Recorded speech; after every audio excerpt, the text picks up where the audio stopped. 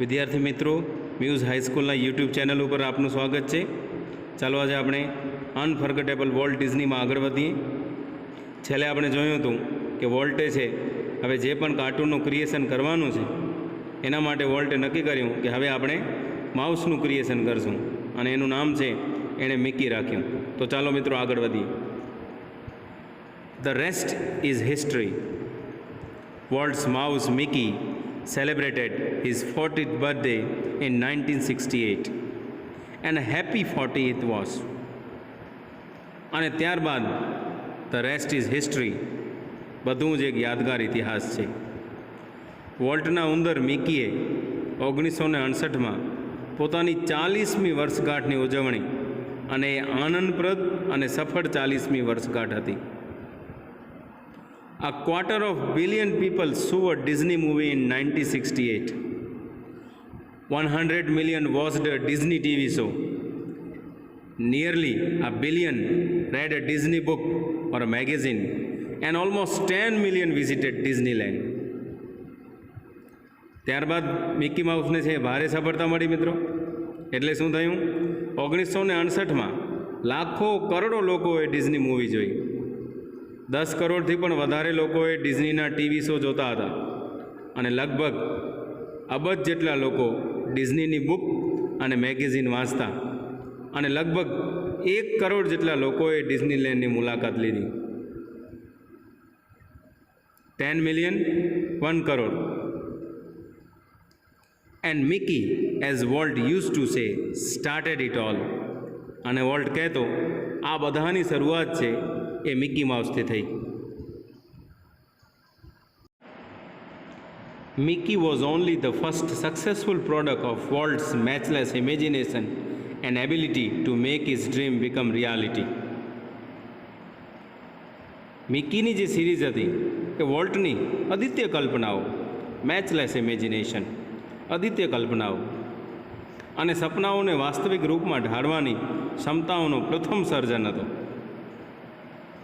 It was an ability he could turn on for any occasion, large or small. અને એની અંદર એ ability એટલી ક્ષમતા હતી, શક્તિ હતી કે કોઈ પણ નાની અથવા મોટી સ્થિતિ કે પ્રસંગમાં એ કાર્યરત કરી શકતા હતા. Once when my son Roy Edward had the measles, Walt came and told him the story of Pinocchio, which was making at the time. Roy કહે છે કે એક વખત શું થયું, મારો દીકરો રોય એડવર્ડ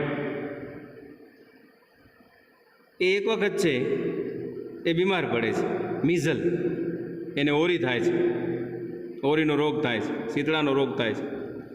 ત્યારે વોલ્ટ આવ્યા અને એમણે પિનાશીઓને એમને વાર્તા સંભળાવી અને એ વાર્તા છે તે સમયે વોલ્ટ બનાવી રહ્યા હતા. When Walt told the story, it was a virtuous performance. His eyes riveted his listener, his mustache twitched expressively, his eyebrows rose and fell, and his hands moved with the grace of musical conductor. અને અહીં છે એ volt સમગ્ર વાર્તા એક અદ્ભુત કળા તરીકે કહે છે. જ્યારે વોલ્ટ વાર્તા કહેતા ત્યારે તેને કહેવાની કે દર્શાવવાની એક અદ્ભુત કળા ધરાવતા હતા. તેમની આંખો સાંભળનારને જકડી રાખતી. હિઝ આઈઝ રિવર્ટેડ હિઝ લિસનર, આંખો છે એ સાંભળનારને જકડી રાખતી. તેમની મૂછો લયમાં ફરકતી, હિઝ મોસ્ટેક એટલે મૂછો, ટ્વિસ્ડ એક્સપ્રેસિવલી, લયમાં ફરકતી. તેમની નેણ ઊંચી નીચી થતી, આઈબ્રો રોઝ એન્ડ ફેલ, તેમના નેણ છે ઊંચા નીચા થતા. અને તેમના હાથ કોઈ વાદ્યવૃંદ નિયામકની જેમ આમ તેમ લય તાલ સાથે છે ઝૂલતા. પોતાના હાથના એક્સપ્રેશન કરીને પણ છે એ એડવર્ડને છે એ સ્ટોરી સંભળાવતો, રોય એડવર્ડને. Young Roy was so wide eyed, a Walt's graphical telling of fairy tale that he forgot all about his measles. અને આ બધું સાંભળીને યંગ રોય એ પોતાનું જાણે કે બીમારી, બધી જ બીમારી છે એ ભૂલી જાય છે. એવી રીતે છે વોલ્ટ એને છે સંભળાવે છે. Later, when he saw the finished picture, he was strangely disappointed. It didn't seem as exciting as when Uncle Walt told it, he said.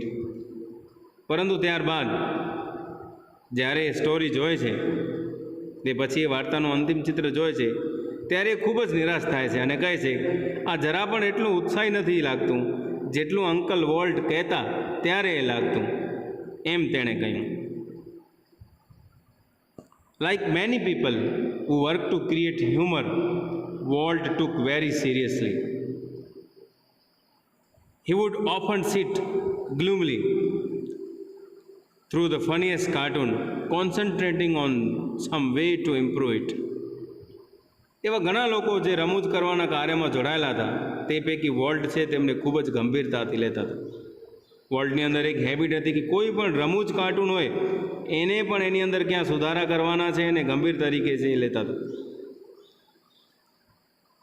તે રમૂજી કાર્ટૂન તરફ અસંતોષથી જોઈ બેસી રહેતા અને સતત તેમાં કંઈક નવું ઉમેરવા વિશે વિચારતા. કોન્સન્ટ્રેટિંગ, એના પર ધ્યાન કેન્દ્રિત કરતા. And sum way to improve સુધારા કરવું, એની અંદર કાંઈક ને કાંઈક સુધારો કરો એના માટે છે વોલ્ટ હંમેશા છે મથામણ કરતા. Volt valued the opinion of those working with him. Opinion એટલે મંતવ્ય, અભિપ્રાય. વોલ્ટ હંમેશા છે એની સાથે કામ કરતા લોકોના અભિપ્રાયોની કદર કરતા. But the final judgement was always unquestionably his. પરંતુ શું થતું? ફાઇનલ જજમેન્ટ, અંતિમ નિર્ણય તો વોલ્ટ પોતે જ લેતા. Once after viewing a new cartoon with evident displeasure, Walt called for a comment from a group of our people. એક વખત વોલ્ટે શું કર્યું? જ્યારે કાર્ટૂન જોતા હતા ત્યારબાદ બધા જ લોકો પાસે, સમગ્ર સમૂહ પાસે છે એ કાર્ટૂન ઉપર ટિપ્પણી આપવાનું કહ્યું. Walt called for a comment from a group of our people. One after another they spoke up and echoing Walt's criticism. બરાબર? જ્યારે વોલ્ટ ડિઝની છે એક સમગ્ર સમૂહ પાસે કહે છે કે આ કાર્ટૂન ઉપર કાંઈ પણ છે તમે ટિપ્પણી કરો, ત્યારે બધા જ લોકો લગભગ એ કાર્ટૂનની છે નાપસંદગી તરફની તરફેણ કરતા હતા. I can get rubber stamp that say yes Walt, he snapped. વધુ સારું એ રહેશે તે બધાને મંતવ્ય પૂછવાને બદલે કહેતા હા વોલ્ટ કહેતા રબર સ્ટેમ્પ તેઓ છપાવી કાઢે. Then he wheeled and asked the projectionist what he thought. The man sensed that dissent was in order. I think you are all wrong, he declared. Walt just grinned. You stick to your projector, he suggested. ત્યારબાદ વોલ્ટે છે પ્રોજેક્ટનિસ્ટને પૂછ્યું, જે project ચલાવનાર હતો પ્રોજેક્ટનિસ્ટ એને પૂછ્યું, એમના વિચારો પૂછ્યા. તે પ્રોજેક્ટનિસ્ટે જાણે વોલ્ટના બીજા લોકો તેની હામાં હા મેળવી વૃત્તિ અંગે અણગમો પારખી જતા હોય તેમ જાહેર કરતાં કહ્યું, મને લાગે છે કે તે સંપૂર્ણ ખોટા છે. વોલ્ટે તેના તરફ કૃત્રિમ પ્રતિભાવને પારખી ગયા અને તેણે કહ્યું, તમે તમારા પ્રોજેક્ટ સાથે ચીટકી રહો, તમે તમારા પ્રોજેક્ટનું કામ કરો. Walt involved himself in everything. During one story conference on a Mickey Mouse Club TV show, the storyman, pointer in hand, was outlining the sequence called How to Ride a Bicycle. એક વખત શું થયું કે volt છે એ કાર્ટૂનની દરેક બાબતોમાં પોતાને સામેલ કરતા, ઇન્વોલ્વ હિમસેલ્ફ ઇન એવરીથિંગ. એક વાર્તાની કોન્ફરન્સ દરમિયાન મિકી માઉસ ટીવી શો પર હાથમાં દર્શક લાકડી લઈ બાઇસિકલને કેવી રીતે ચલાવી એ અંગે વાત કરી રહેલા વાર્તાકાર જ્યારે વાર્તાની શરૂઆતમાં કહ્યું, now when you get on your bicycle he began. વાર્તાકારે વાર્તાની શરૂઆત કરી, હવે જ્યારે તમે તમારી બાઇસિકલ ઉપર સવાર થાવ છો, ગેટ ઓન બાઇસિકલ, બાઇસિકલ ઉપર સવાર થાઉં. વોલ્ટ સ્ટોપ્ડ હિમ, વોલ્ટે એને રોકી લીધા અને શું કહે છે? વોલ્ટ એને કહે છે, change your bicycle to a bicycle, he said. A topic એને બદલાવાનું કહે છે. યોર બાઇસિકલ, તમારી બાઇસિકલને બદલે અ બાઇસિકલ, એક બાઇસિકલ તે હું બોલવાનું કહું. he said, અને કહે છે, remember every kid isn't fortunate. દરેક બાળક એટલું નસીબદાર નથી હોતું. ફોર્ચ્યુનેટ એટલે નસીબદાર. Enough to have a bicycle of his own. Every kid isn't fortunate enough to have a bicycle of his own. દરેક બાળક એટલું નસીબદાર નથી હોતું કે તેની પાસે તેની પોતાની બાઇસિકલ હોય. The story of Disneyland perhaps better than anything else. ડિઝનીલેન્ડની વાર્તા કદાચ દરેકથી સર્વશ્રેષ્ઠ illustrate Walt's vision and his stubborn determination to realize an idea he believed in. Illustrates દ્રષ્ટિનું વર્ણન, દ્રષ્ટાંત અને એમના વિચારો જેમાં તે માને છે કે તેને સાચા કરવાનો મક્કમ ધ્યેય રહેલો છે. સ્ટબન એટલે થાય જિદ્દી. ડિટર્મિનેશન ક્રિયાપદ છે ડિટરમાઇન, એના પરથી determination મક્કમતા. For years, Walt had quietly nursed the dream of a new kind of amusement park. ઘણા બધા વર્ષોથી વોલ્ટે એક સપનો જોયો હતો. A new kind of amusement park. એક અજાયબ પ્રકારનો, અલગ પ્રકારનો, નવા પ્રકારનો છે અમ્યુઝમેન્ટ પાર્ક, મનોરંજન માટેનો એક બગીચો બનાવવો. It would be a potpourri of all the ideas conjured up by his fertile imagination. તેમની ફળદ્રુપ કલ્પનાઓના જાદુઈ વિચારોનો સંગમ બન્યો. ફર્ટાઇલ, ફળદ્રુપ. Potpourri of his idea conjured by his fertile imagination. જે સપનાઓને એ પોષતા, એ બધા સપનાઓ સાચા કરવા માટે તેમણે જે પણ પોતાની કલ્પનાઓનો ઉપયોગ કર્યો હતો એ કલ્પનાઓ હવે તે ખરી ઉતરી. But the idea of sinking millions of dollar into an amusement park, even world's kind of amusement park, seemed so preposterous. પરંતુ આવા પ્રકારના વિચારોની અંદર લાખો ડોલર્સ છે. સિંકિંગ, ડૂબવા, ખર્ચો કરી નાખો એની અંદર. એ કેવો લાગતો? પ્રિપોસ્ટરસ, હાસ્યાસ્પદ, હસીને પાત્ર થાય તેવું. That he wouldn't mention it to anyone. અને એના વિશે કોઈને પણ એ જણાવતા નહીં. He just quietly began planning. અને એ પોતાની રીતે છાનામાં રહી અને આ બધી જ વસ્તુઓનું જે પ્લાનિંગ કરે છે, આયોજન કરે છે.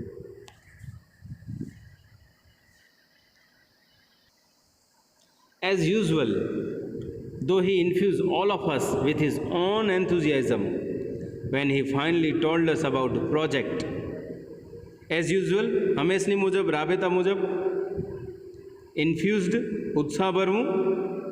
એ ઉત્સાહથી અમને બધાને ઉત્સાહિત કરતા અને પોતાના નવા પ્રોજેક્ટ વિશે અમારી પાસે વાત કરતા. Someone asked, કોઈકે પૂછ્યું, volt, how should the Disneyland look? કે ડિઝનીલેન્ડ કેવો દેખાવો જોઈએ, કેવો લાગવો જોઈએ, કેવું હોવું જોઈએ? ક્વિક કેમ ધ રિપ્લાય, અને તરત જ એમણે જવાબ આપ્યો, it should look like nothing else on this અર્થ. એવો લાગવો જોઈએ કે એના જેવો બીજો અમ્યુઝમેન્ટ પાર્ક આ પૃથ્વી ઉપર ન હોય.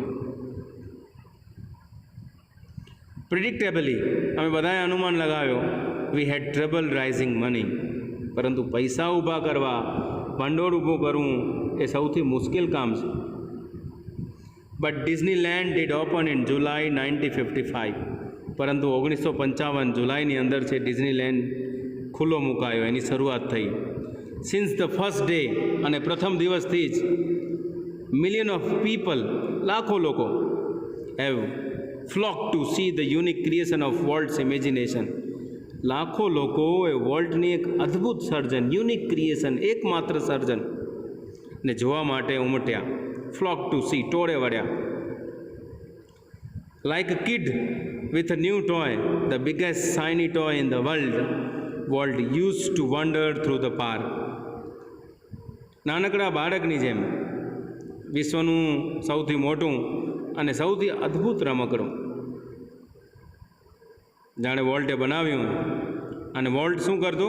એક પ્રવાસીની જેમ, એક પર્યટકની જેમ ખુશીથી અને અચરજથી દરેક સમયે પાર્કની અંદર એ ફરતો અને જોતો. વન્ડર, ફરવું. And steering as happily as any tourist, અને જાણે કોઈ પ્રવાસીની જેમ, પર્યટકની જેમ એ પોતાના પાર્કને છે એ ખુશીથી જોશે. ધ ઓવરવેલ્મિંગ સક્સેસ, અતિ તીવ્ર સફળતા, ઓવરવેલ્મિંગ ભારે સફળતા, ખૂબ જ સફળતા, ઓફ વોલ્ટ્સ ક્રેઝી આઈડિયા, એની અદ્ભુત કલ્પનાઓ એ ખૂબ જ સફળ થઈ. Triggered dramatic about face in the Disney's fortune, વોલ્ટની અદ્ભુત કલ્પનાઓએ અતિ તીવ્ર સફળતાઓ ડિઝનીની આર્થિક મૂડીને એકત્ર કરવાની શરૂઆત કરી, છતાં પણ સફળતાથી વોલ્ટમાં કાંઈ ફેર ન પડ્યો. Yet success never change volt.